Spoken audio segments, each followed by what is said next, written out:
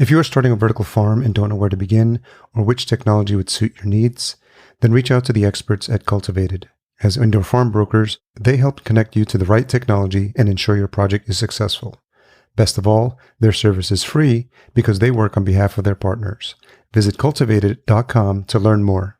And that's spelled cultivatd.com, or click the link in the show notes. Thinking about key genetic traits plus the rapid growing process. So that's really enhancing, and leading to this rapid cultivation, this speed breeding. And this is, again, what we think about is sort of the next generation of the indoor farming and the opportunities that we continue to unlock, which is, how do we think about the right seeds to optimize for indoor growing? How do we think about the right seeds to optimize for the characteristics or traits, that we're growing for as well?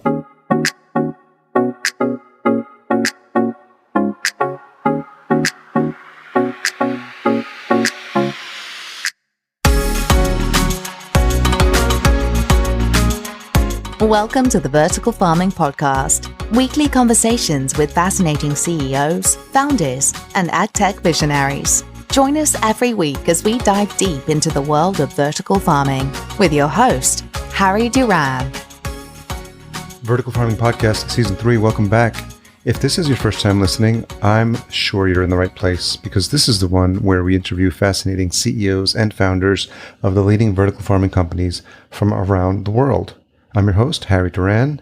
Thanks for carving out a little bit of time in your day to listen to this episode. I truly appreciate it. In case you missed last week's episode, we had on Thomas Oberlin, co-founder at Fazenda Urbana, talking about some of the great things they're doing in Brazil. This week, we get to hear some more about the happenings at AeroFarms, courtesy of Marc Oshima. He's the co-founder and chief marketing officer, and Marc was gracious enough to come on the show and share his unique perspective. AeroFarms is no stranger to folks listening to this podcast, but for those of you that may not know, they are an award-winning indoor farming company that's bold on its mission to grow the best plants possible for the betterment of humanity. Today, Marc and I talk about his background in marketing and how it has impacted his work at AeroFarms. Again, given his background, we learn a lot about how Marc thinks about challenges and opportunities happening in the vertical farm space. We learn a couple of new concepts for those that are, like me, learning as we go. And it's clear that Marc has a passion for food and also about the idea of business being a force for good, which we spend a little time on as well. So really enjoyed this as a compliment to my earlier conversation with Ed Harwood. This episode is also brought to you by Indoor AgCon. Remember that if you're scaling up or starting up, Indoor AgCon can help you grow your vertical farming business.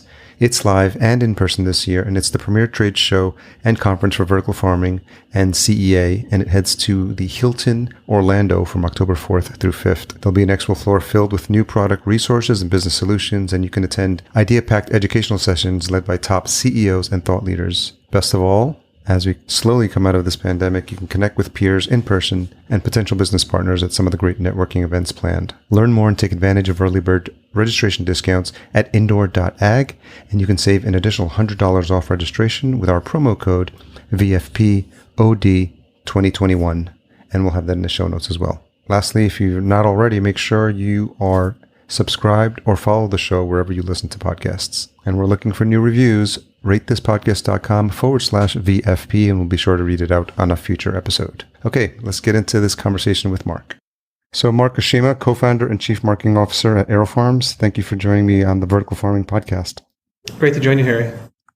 And for the benefit of the listener, where are you dialing in from?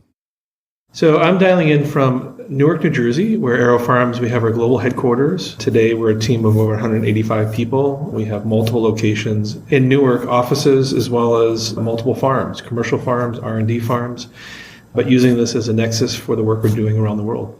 And where's home for you? Well, I grew up in New Jersey. And so, this is exciting for me to be redefining the Garden State and thinking about new ways of farming.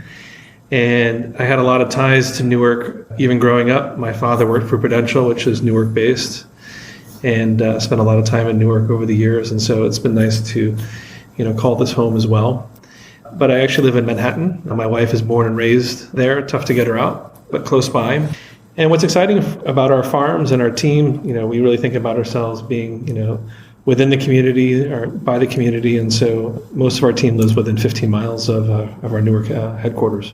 What was the major impact to you? I know a lot of things have happened over the past, 14, 16 months related to the pandemic. And I'm just wondering if there's something that stands out for you that's memorable from having gone through that experience, especially having lived in the city. Well, what strikes me, and I'm reminded of this every day, is just the incredible commitment of our team. It's incredible. Wearing this mantle of essential worker and the idea that we're feeding, nourishing the community. We've maintained operations every single day, and it's because of the commitment of our team. And so that's been incredibly rewarding, and people appreciating, the importance of the work we're doing, not only here, but again, in that broader lens of how we can really write this new playbook in agriculture and food security. So that's really has stood out. But it's also been an opportunity where we've partnered closely with our selling partners, helping them solve some of their problems that they've had in their distribution centers, their ability. And so, look, our food service that had disappeared, we're excited to see that coming back. And so when we talk about sort of silver lining and where we are, that's exciting for us as well. But our retail business has grown tremendously. And, with our fast growing process, we were able to pivot very quickly in terms of our seeding schedule, our harvest schedule, and really think about deploying even more product to the retail. Historically, we've worked with a wide range of different customers. Our whole lens is about how we democratize access to good, healthy food. And it's really, again, working with key retailers and food service partners that when we think about expanding, not only what we're doing here in the Northeast, but other regions in the US, but around the world, how do we work with them? And that's what's exciting for us when we think about that long-term vision about impact. On a personal note, what's the one thing you missed the most from home? Well, listen, I am a huge foodie, love food, love going out to restaurants. I'm very involved in the culinary area in a number of different ways. It helped elevate my home cooking, but listen, I really appreciate being able to go out to restaurants, appreciating the work, and just really passionate about this area. In addition to my work at AeroFarms, I'm on the board of Chefs Collaborative, which has been around for over 25 years, helping be able to champion a more sustainable food system.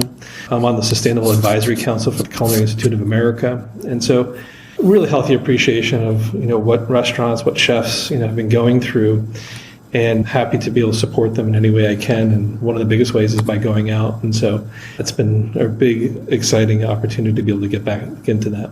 Are you a Chef's Table fan? Chefs, yeah, well, that's also what we've become, is just huge consumers, of every single, show, whether it's Chef's Table, we went back and looked at every season of Top Chef, even MasterChef. I was like, anything and everything. But the Chef's Table really elevates it, right? And it's really pretty special. And some of those chefs I've had a chance to get a chance to meet as well. And so seeing their personal stories, their backstories, that one always seems to go a little bit deeper and really strikes, an emotional chord. But I tell you what, it just whets the appetite even more. So it's something that is almost torture to go through because you can't get a chance to enjoy their food just yet. But looking forward to that time where we rekindle that. Do you feel that a show like that has brought the elevation of the creation of food more into the mass consciousness? And obviously now that the quality of the video is even better, so like you get to see the crispness of the lettuce real like in 4K. And I'm wondering if that's caused people to have more of an appreciation for how their food is made and the story behind the food. Yeah. Well, listen, my background is in marketing and the power of telling stories, connecting with consumers. And so that's exactly right. What they've done is be able to elevate the experience, both in terms of the visual, but also just in terms of the narrative, in terms of geography, in terms of locales that they go to. So it's bringing, what had been really a rarefied experience. How many people are going to be able to go to, Santiago or, some remote place and be able to enjoy a meal? So you got to bring that into your home and appreciate the craftsmanship, the work. And I think that's what's exciting about this era that we're in. There's greater access, greater visibility, greater transparency. And what this is all doing is cultivating a better appreciation of your food and where it's coming from, how it's prepared. And I know for me, that's one of the inspirations when we thought about founding AeroFarms, which is, again, how do we be even more open about how we're growing and the reasons why we're doing it? So this is an exciting time in terms of, I think, media and access from the media standpoint as well. And AeroFarms is B Corp, is that correct? AeroFarms is a B Corp. Yeah, this is really important for us. From day one, we had always been thinking about all the different stakeholders, not only from an investor standpoint, but our environment, the community, our team members. And for us, the B Corp was a way to really formalize, that work that we're doing. And think about again, even this idea of transparency, there's a scorecard in how we're doing both environmental factors, but also societal factors. And B Corp was really important for us when we thought about certifications. It goes well beyond organic and some of the limitations that we see within organic, which historically is not factored in, particularly the worker welfare, right? And so this idea, how business can be a force for good, it expands and is beyond just the world of agriculture. This is about other verticals. And so we're hoping that we can be an inspiration and a catalyst for other companies as well. How do we set more open standards about how we can do business? And having been in companies before that weren't B Corp, do you notice a difference in how AeroFarms conducts business, does its marketing, because it is a B Corp? Well, it's a reminder, of the importance of certifications and, what it means. It's an endorsement, right? It's third party. It's something that we can look to both externally, but also internally in terms of, again, how do we measure? And I think it's much more important when we think about it. It's not just us saying it, right? And so this is really being able to apply, a true barometer of how we're doing and what we're doing. So I think that's really important, critical aspect. When we think about, the impact we want to have, the continuum we're on. And so we think it's very meaningful in terms of, again, we find more and more. For example, we announced a major partnership with Hortifruit, which is the #1 berry company in the world. So when I mentioned Santiago, that was like just top of mind, but that's actually where they're based. But the fact is they're a B Corp as well. And that's such an important lens when we think about who do we partner with and having shared values. We have other partners who share that same spirit. And so this is an important idea of, again, where and how do we want to partner as well. It was interesting to see that, and it reminded me of the partnership with Driscoll and Plenty. And I'm wondering if we're going to see more strategic partnerships like that with vertical farming companies and established players in the space. Yeah, well, in general, I think for us at AeroFarms, what we think is exciting is that we've developed this expertise around growing, right? And AeroFarms has taken a very different approach than anyone else out there in that we've developed our own proprietary growing systems. So when we talk about the AeroFarms team, it's not just the plant scientists, it's the engineers, the mechanical, the electrical, the PLC, process, and it's world-class operators, it's food safety, it's nutritionists, thinking holistically, again, about that plant health and human health. But we realize that we can apply this to solve a much greater set of agriculture challenges. It's no longer just about indoor vertical farming. So we're doing stuff now in genetics and speed breeding. We work with Fortune 500 companies besides, the Hortifruit that we can even be public about, but we work with a wide range of different customers. And I think that's what we continue to see in other verticals, not just food, but anything plant-based. So we've been doing something even in the pharmaceutical, in growing a plant-based protein there in terms of being able to host a vaccine. And so the applications are exciting when we think about the world ahead of us. Always trying to be conscious of people that are new to vertical farming that listen to the podcast. Can you explain the concept of speed breeding? Yeah. So, at the core, we think about seed development in general too, in terms of the field. It's typically a 7-year process. Just think fundamentally. You have one May every year, to try to get it right and get those learnings. The fact is that we're able to grow indoors, and we're marrying thinking about key genetic traits plus the rapid growing process. So that's really enhancing, and leading to this rapid cultivation, this speed breeding. And this is, again, what we think about is sort of the next generation of the indoor farming and the opportunities that we continue to unlock, which is, how do we think about the right seeds to optimize for indoor growing? How do we think about the right seeds to optimize for the characteristics or traits, that we're growing for as well? And so for us, the speed breeding is a way to help accelerate, this overall learning process. And so, we have continuing to be, a go-to source to be able to lead, the scientific inquiry. We co-developed the first ever CRISPR produce product. We also are in the process working with, when we think about public-private partnerships, we work with the Foundation for Food and Agriculture Research.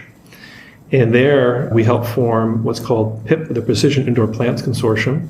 It's a multinational collection of companies. And we've announced specific categories. The first one happens to be leafy greens, but AeroFarms is the principal investigator for all this research. And so that's just a really acknowledgement of the technical, expertise the team has. And the big thing is around trust. When you think about these multinational companies, lots at stake, and our ability to be able to work with them and lead them and guide them and work closely with them is a really great commentary on our team here. I couldn't help but notice that almost all your career you've been in marketing, and I'm wondering if that just was an early passion of yours when you were in college. Well, it started even earlier, just a curiosity, the question of why and wanting to get to the underbelly and thinking about why something is. And that idea of, how to connect has definitely been something that's fueled me. Food as well. Fortunate that my mom is German, my father's Japanese American, but grew up with a very culturally diverse, household and food and cuisine, and was very fortunate to travel as well. But food was always this unifying thing in terms of the different travels and appreciating, how food can bring people together. So that's been some of the guiding things for me. And then some things that have been really pivotal. I spent a lot of time on the marketing advisory board for the food bank for New York City, and the idea of access to food and increasing access to food. These were all very seminal for me personally in thinking about, again, coming together with our CEO, David Rosenberg, our Chief Science Officer, Dr. Ed Harwood, and thinking about forming AeroFarms, about the kind of impact we wanted to have as a company, and then what we could do, realistically help address each one of those areas. And what's the story of how you met David? Well, David, you think about any business, you really want to know, who you're working with. And I've had a chance to know David now for over 25 years. And the background there is we've always looked for opportunities to work together. His previous work in the world of nanotechnology, he's been an incredible visionary and has started a number of change the world type of companies. His previous company in the world of construction and waterproofing, the first ever product for concrete, was really a breakthrough. It didn't intersect with the world of marketing that I was doing. I've headed the marketing for supermarket chains, specialty food retailers, also in brand management. But this opportunity to be able to work together was something we looked at because we had gotten a chance to travel the world we were on the national team for the sport of fencing. And so you get a chance to get to know someone really well when you are representing the United States and, competing, for that. And we trained at the same club in New York City at the New York Athletic Club, but also as part of the national team. So you form some deep, history and relationships there. And that was foundational, though, for us when we met Dr. Ed Harwood as well, which was, again, thinking about the people, alignment, and shared vision. And that was really important for us when the three of us then ultimately came together as well. Yeah, and Ed's been on the podcast as well, so he gave me a little bit of the background on the founding story. But I'm just curious how, sometimes the universe puts these people in your path and you have no idea what the intention was in terms of like why you were supposed to meet, and then coming around full circle. Some of the cycles take probably years to work out, and some of them maybe even decades. Yeah. I mean, there's one thing in my marketing career that I still marvel at, and you're right, it's not always an obvious sort of path, but the experiences. The one thing that's been common is that I have a history of working on specifically new launches and new business models in terms of, again, thinking about what's the right proposition, how do you communicate that, how do you develop that. But I've worked in beauty, I've worked in food, I've worked in media. But one of the things that I did in the world of beauty, I worked for L'Oreal for a number of years. I helped launch one of the first sun care lines that they had. And so did a lot of work on understanding the impact of UV and looking at the light spectrum, not appreciating that could come full circle and appreciating what's the impact on plants and growing and horticulture. And so it's been fun to kind of think about, that path and that evolution as well. And what was your big takeaway from doing the marketing for Toys R Us? I couldn't help but ask. Yeah. So listen, well, first, retail is really challenging. We'll just say that, right? Yeah. And having a long-term view is really critical. I was recruited to go work for Toys R Us, and the work there was about how do we compete with the big box retailers? So it's not just about price, right? So how do you create experience? And so we worked on, repositioning the brand, creating a different store experience, creating subject matter experts and employees to be associate experts. And we had developed some amazing initiatives to really be able to unveil that. But just a very competitive, retail market where toys are being used very strategically, sometimes as loss leaders to attract people in. So very different strategies. So yeah, Toys R Us is, I think, one of those tragic retail stories. And I have to say, there's not a shortage of those, in terms of, again, just appreciating that you need to innovate and you need to change and you need to be able to compete. Toys R Us used to have a philosophy of stack it high, let it fly, which was basically, again, if you're the only game in town, you can really be able to deliver on that. But if competition changes, you need to change. And so what I've appreciated more than ever is that spirit of innovation, spirit of change that's needed, and not being afraid, to challenge, the status quo. And that's been one of the guiding, when we think about values of the organization, is to be able to think about today, as with all your different guests. I mean, we're writing this new playbook in agriculture, right? And so all prior preconceived notions, how can we improve, right? And being open to that. And then even today, because we've been one of the pioneers in the space, not being afraid to, challenge even ourselves. And so I think that's what has served us well, is that spirit of inquiry. And I give Ed a lot of credit when we talk about curiosity as well, is being able to, instill that sense of wonderment, but also the question of why, right? And so that's been very motivating for all of us when we think about the work we're doing. And at the heart, we think of ourselves as technologists, as farmers, but science has been, in that sense of inquiry, has been, guiding us there as well. I think about marketing a lot. It's one of my favorite pastimes, and sort of just to brainstorm with folks, and just being an entrepreneur myself. Sometimes I lose myself in conversations because I just think about different marketing ideas. And so what's interesting is the emotional aspect to marketing.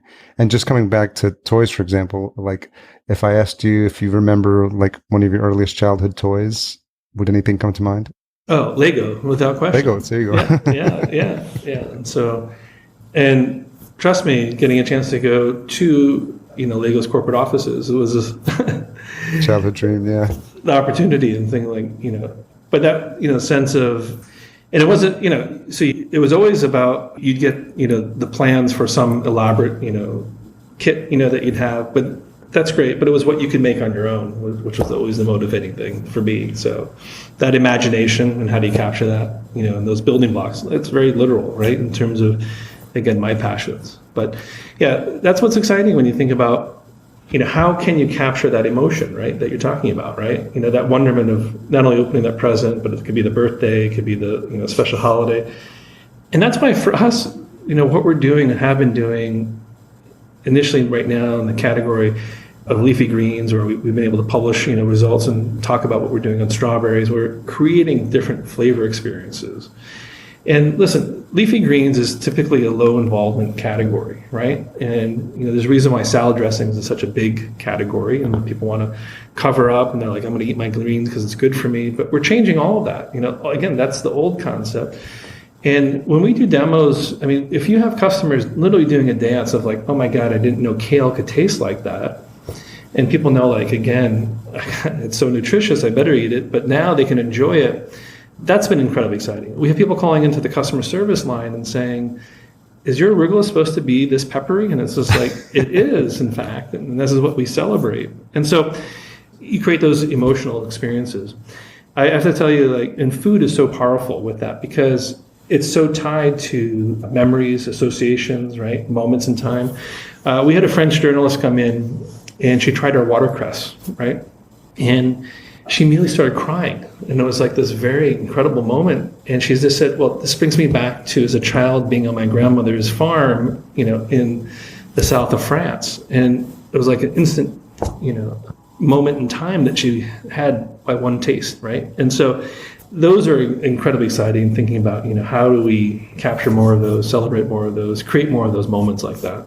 And also, I don't know if you sense a bit of responsibility in helping elevate the conversations around healthy food and healthy eating. My girlfriend and I are going through reading up on Mark Sisson's 21-day keto reset. So I've been learning a lot about how the body processes food and stores food, and how it's tied into, how people respond emotionally, and just the importance of being healthy, and thinking about how resilient the body is with the stuff we feed it nowadays, but also just how much more it could do if fed properly. Yeah. When I mentioned that we have nutritionists on staff, I mean, we're looking at this from a very disciplined approach in terms of understanding the science, understanding the impact that we can have. And so we feel like we're creating a new category of food, right? Increased nutritional density. And, we've seen some amazing results versus USDA standards in terms of being able to deliver greater vitamin A, greater vitamin C.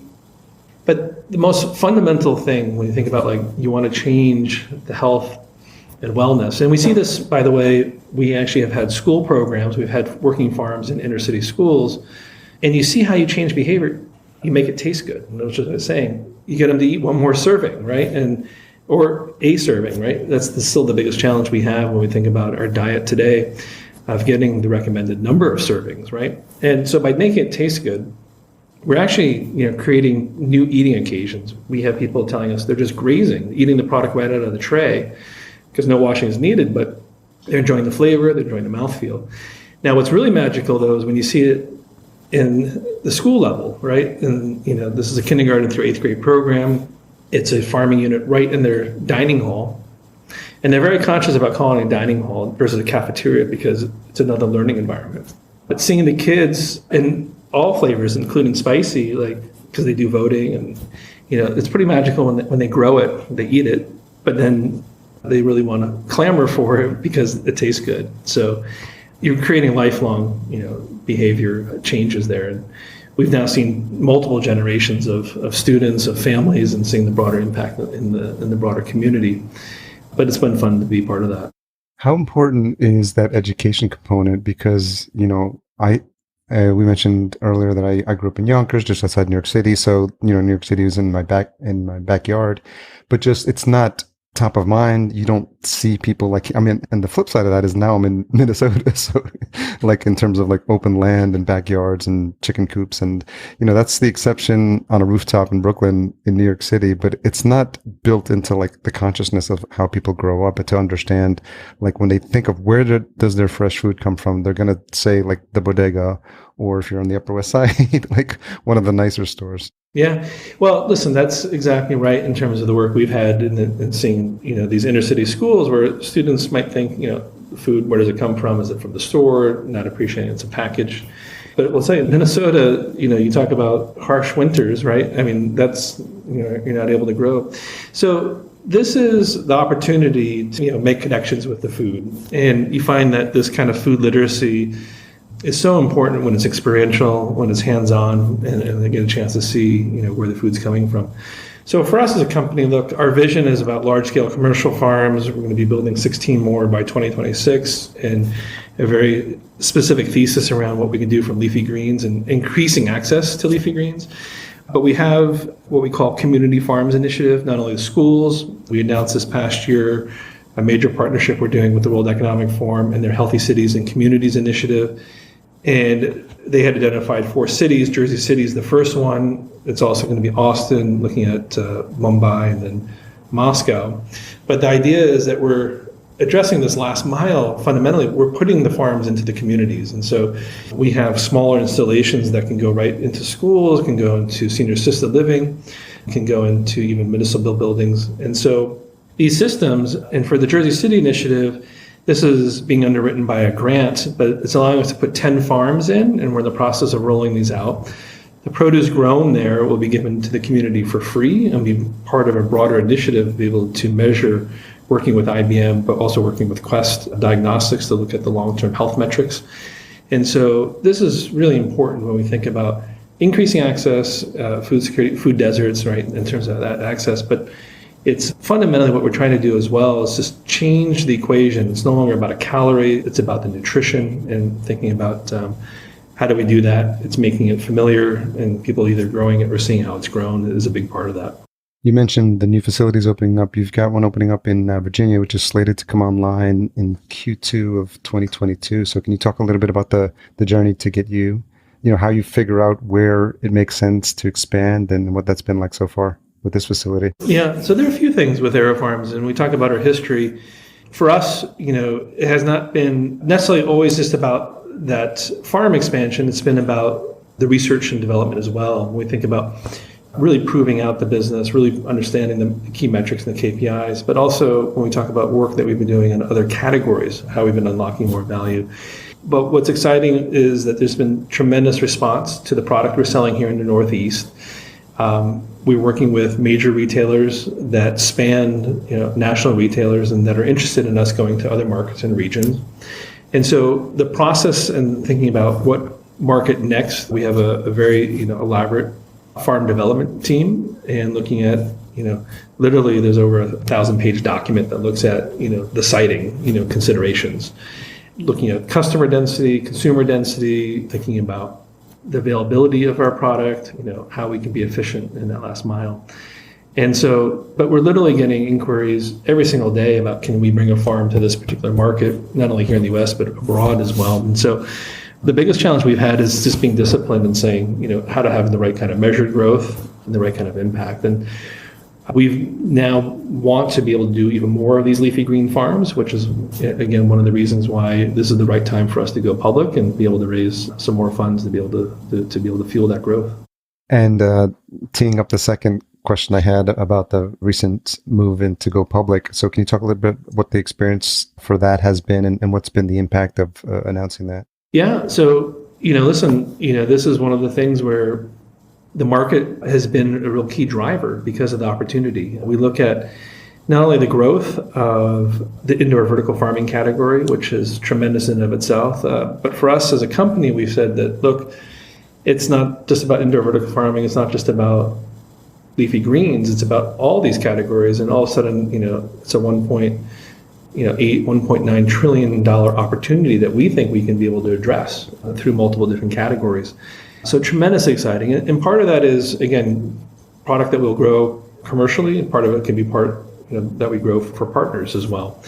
But the core engine is the leafy greens in terms of, again, where we've proven the economics, proven the metrics there. And so we've gotten tremendous response from the investment community, tremendous response from our selling partners.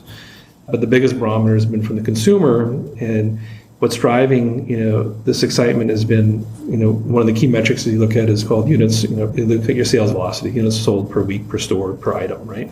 And so the consumer is voting with their wallet in terms of, again, how they enjoy the product. We also see them voting with what's called the Net Promoter Score. And this is one of the ultimate litmus, when we think about customer loyalty, right? It's a 0 to 10 scale point in terms of, again, 10 being the highest, like, would you, endorse or recommend this product, to a family or friend? And that idea of a personal endorsement is a really high litmus in terms of, again, you're talking about your interest in marketing, right? This is considered to be the ultimate in terms of customer loyalty because of their endorsement and how far that goes and what that means. And so we've had a leading score for the indoor vertical farming category. And so it's something that we work at and continue to work at, but it's in response to the product experience, and the excitement the consumer has for the company. I can definitely relate to the NPS, as I used to manage a customer service reporting team when I worked at E-Trade. So, and one of the initiatives was to actually implement NPS. And so it was really interesting to see, how certain levers were adjusted to, and they would directly affect the NPS. And I'm wondering, as you see the results come in and the feedback people give you, have you seen that directly translate into, tweaking things or looking for ways to improve what you're doing? Oh, absolutely. So NPS is not a marketing initiative, it's a company initiative, right? And so this is cross-functional, from ops to R&D, to FS, food safety and quality assurance. So this is something that's embraced. Sales, how do we deliver the right experience in terms of both our customers, but ultimately the consumer, right? So it's got to be a seamless process. And so it's a disciplined approach, that allows us to think, again, what are those levers, identify those levers, and then understand how we can, benchmark and then improve. And so it's just another way of looking at the business, but it's one that's driving the right metrics, we think. So with the amount of time you've spent in marketing, I'm just curious, like pulling back for a second, how have you seen marketing change over the decades that you've been involved in it? Yeah, so it's changed a lot from particularly the traditional brand management days of when you had to launch and, multi-billion-dollar, campaigns to be able to signify that launch, right? It's very different in terms of thinking about how do you build a brand? And so how do you engage the consumer? How do you bring the consumer in to help build the brand, right? And so, one of the things that we did very early on that's been very meaningful for us and continues to be very meaningful for us is that we do primary research. We get closer to the consumer. We understand, what are the key drivers, for the categories that we're competing in. And through that segmentation, we understand then what are the key, attributes that we can uniquely deliver on and that are valued by the consumer.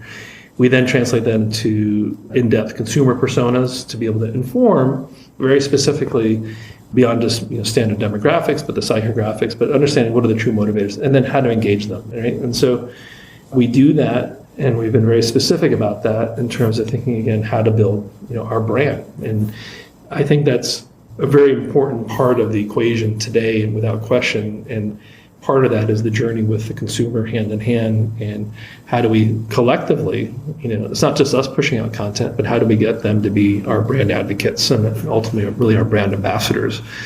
So that's been incredibly exciting, and we see as a very different approach in terms of, again, sort of the big umbrella push out and sort of the big campaigns is how do we bring them in? And, we've had two things, sort of surgically, because our product, is not available everywhere, right? So it's not in every single market. And it's helping fuel, though. People are contacting us and saying, I want to get your product, and so this is helping us inform, that farm pipeline of projects as well. I'm curious from a marketing perspective, what the strategy is or what the feedback is from the people that are on the social profiles. And because it seems like that needs to be an integral part of your marketing stack and your plan for how you're going to reach people, how you're going to communicate to people the value of AeroFarms. And it's relatively new in the history of marketing, the impact and thinking about social media. So I'm wondering if the team has given some thought to that. Oh, absolutely. I mean, we're living, breathing constantly, again, this level of engagement through all of our social channels. And I encourage and I share with your listeners, we're expanding our marketing team to be able to get even closer, right? And the idea is that, so we have a number of open roles, that are available because we appreciate that the dialogues are getting even more in depth and more, you want it to be very real and very authentic, and so we want to make sure our voice is represented. We want to make sure we address any kind of questions, that people have. But more, it's about how do we celebrate, the product. We celebrate their ideas, their recipes. I mean, at the end of the day, it's about sharing because it's a love of, a great product or a great experience. And so what we can do to help foster that and encourage that is really important. And so this is something that, again, we're thinking about all the time in content development standpoint.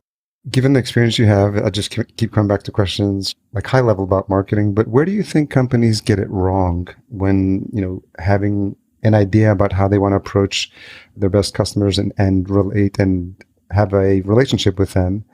And because of the number of different companies that you worked at, I'm sure there were some initiatives that probably fell flat on their face. And maybe in retrospect, you could have looked at how those could have been handled differently. And without obviously getting into specifics, I'm wondering what are some of the lessons learned about how not to do it?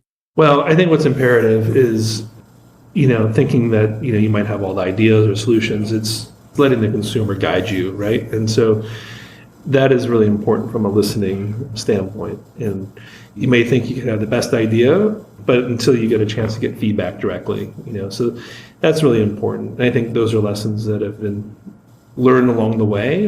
And what's important around that is being aware of things like conscious bias, and the idea of how, even when we were talking about the social listening, everyone has a filter, right? And so, we do, some in-depth multivariate testing, to take some of the subjective part out of it, right? And we take the personal and the ego out of it in terms of that's my favorite, that's what I'm close to.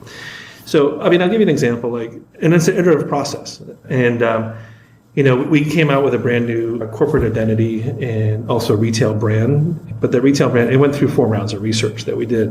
And it was done in conjunction, and it was not in a vacuum, not only the consumer, but also with our selling partners to be able to have that relationship. So this idea that ultimately almost like you're co-creating, right? And that's how you get better buy-in, better engagement, and better loyalty because people, are part of that journey that you take them into. So I focus a little bit more on things that have served us well, but I think, again, the converse is thinking you might have the right idea and then not getting a chance to validate it against the right audience. So that's really critical. Thanks for sharing that. One of the things that stands out is really the conversation around business as a force for good, which is mentioned on the site, and also working with the UN on their sustainable development goals.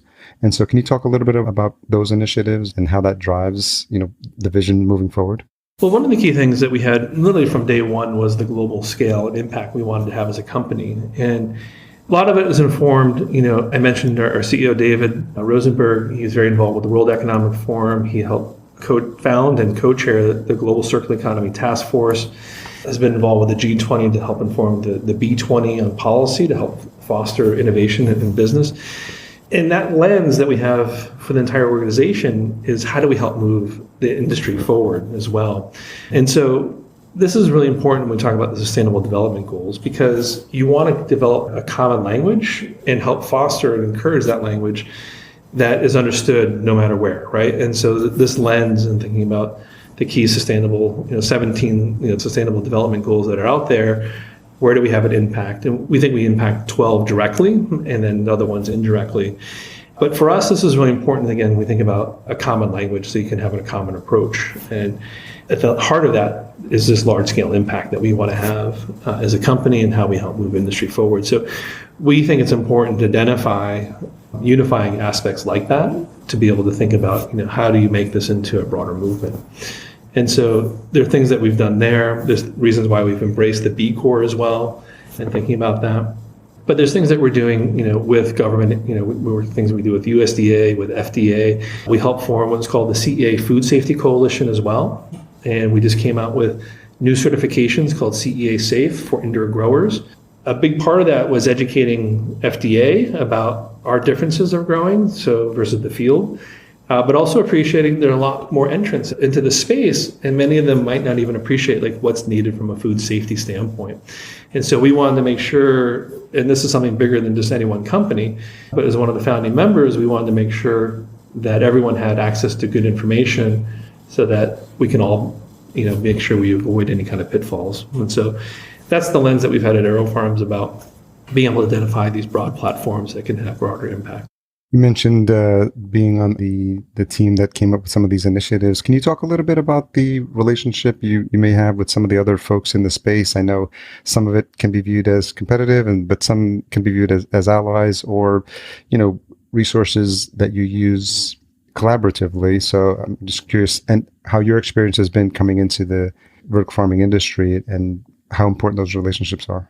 I think they're incredibly important. I mean, with any emerging industry, it's, again, you want to coalesce and be able to celebrate the successes and understand, even like you were talking about, what are some of the lessons learned. That's important. It's important from policy standpoint and education standpoint. There's multiple stakeholders within government, retailers, and things like that. So we cite this work in particular that we did with the CEA Food Safety Coalition as a great example, both greenhouse and indoor vertical farming companies coming together to talk about their differences. And there's more to celebrate in terms of common work that we can do together.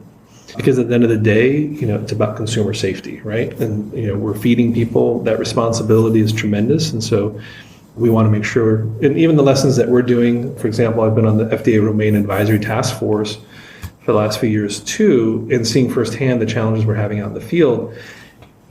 As the only indoor vertical farming company there, we're trying to share best practices, right? And understanding what we can do both from mitigating risk in terms of the controlled environment, but also traceability and what we can do from processing. There's no commingling. So there's things that we can do to help set the bar higher and help share, those practices. And so it's really important, I think, in terms of, again, particularly with the consumer safety at the heart of this is, what we can do together will have a bigger impact. Yeah, it feels to have a bit more importance as a relatively nascent industry for people to have a comfort level that leafy greens from a vertical farming company are in fact better, taste better, obviously, but from a safety perspective, obviously, that anything that happened with that specific product, because I think there'd be a reflection of how it's viewed versus traditional farming from the consumer's perspective if they're not educated enough. Yeah. And this is, again, where, the reason why we came together, we can move faster. And this is typically when you try to drive change in governments and different regions, can move more slowly. So, at the end of the day, we've brought in to this work that we're doing, not just the work of these other indoor growers, but, leading retailers, like the Walmarts, Publix of the world that, again, are endorsing our approach, our methodology, and guiding us in the sense of, again, how do we, do better from that standpoint. So there's a lot when we think about, how to come together. And that's one example, but I mentioned the work we do with USDA in partnership on research. And what we're seeing now, when we talk about the work we're doing in Abu Dhabi, UAE, we have offices set up there. We're in the process of building out our completely dedicated facility just for R&D purposes. The work we're doing there is with companies, but also with universities. And so the idea that we can help, inform, and this is even the work we're doing here in the U.S., land grant universities, the traditional land grant universities for agriculture, what's needed in terms of curriculum, what's needed in terms of research, and we can collaborate together. And I think this is helping drive, the entire industry forward. This question is a bit introspective, but I'm curious, what is a tough question you've had to ask yourself recently? Great question. One of the things that we hold near and dear is our culture, right? And so the thing that we talk about as we have grown, as we grow to multiple locations, as we go to multiple geographies, how can we be sure to instill, from day one with new hires, the values that we've had from day one. And so we spent a lot of time thinking about this, and this is one of the hardest things that we think about. But what guides us is that we have formalized what we call our CARE principles. And CARE is actually an acronym. It's C squared, A squared, RE. So we give a little bit of a nod to the science and the nerd in us. But it's about communication, it's about collaboration, it's about accountability, it's about agility, it's about respect, and ultimately empowerment. And so those are the things that we try to inculcate in the organization. But how can we bring that to life? And the world is changing in terms of how we can do even better, on those things. And so those are the hardest things that we think about in terms of, again, as we think about the continued growth and evolution for AeroFarms. How do we maintain that incredible entrepreneurial spirit and maintain that focus? Yeah, and I would imagine for people looking to AeroFarms as the next step in their career, having that outline is something that's probably attractive to anyone who thinks about what they want the next few years for their employment to look like and what type of company they'd like to be working for. Yeah, this is important in terms of our team members. It's important the organization. It's important those new hires, as you said, or potential recruits. And so it's been important for us to make sure we make sure that can really be fostered really, really well across these multiple locations. Are you looking forward to in-person conferences? Looking forward to in-person conferences. Yeah. I've also appreciated that, I was on a plane quite a bit in many different regions. And actually with the virtual world, I could be on 3 different continents in any given day for an event. But listen, there's something really special about coming to see the farm. There's something even more special about trying the product. And so that's been exciting for us with these, not just in-person conferences, but in-person meetings again, and bringing people in. But certainly without question, the work we've done is about, again, how do we scale this around the world? So this ability to be able to meet in person is a big part of that equation.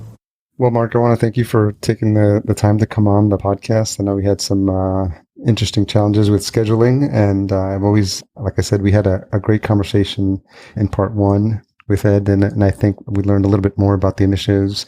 It seems like AeroFarms is constantly innovating, constantly growing and moving and providing leadership for the industry that it's exciting to watch.